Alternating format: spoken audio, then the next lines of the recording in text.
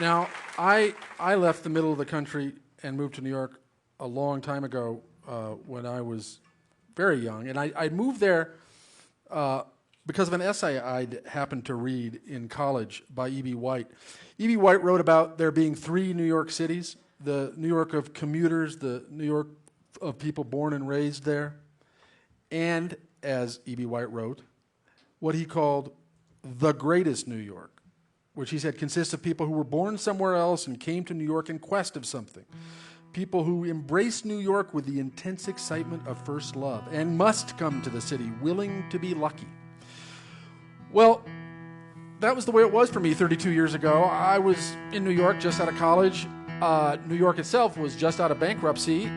The subway cars were covered in graffiti. None of them were air-conditioned. Crime and pornography were rampant. I loved it.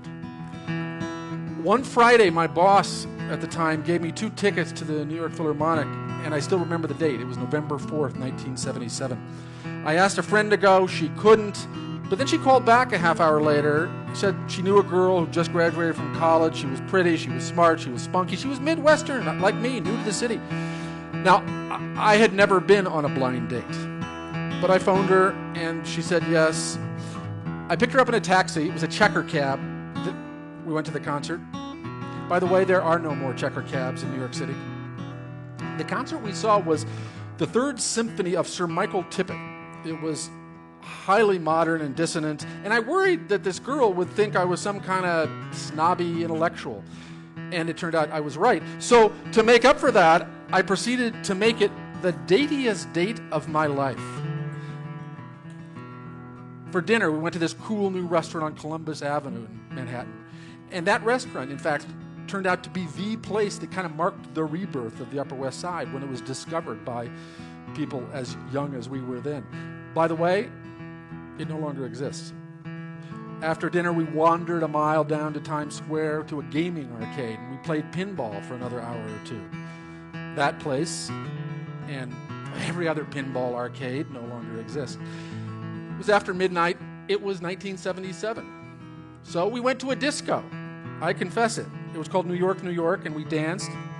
That place and all the other discos in Manhattan are long gone. In the 3 decades since then, New York City has changed so incredibly much. The subways are air-conditioned, for starters. There are 75% fewer murders. Times Square is spiffy and safe-ish. Neighborhoods have been reborn all over the city. For 4 elections in a row, New York City has elected a Republican mayor.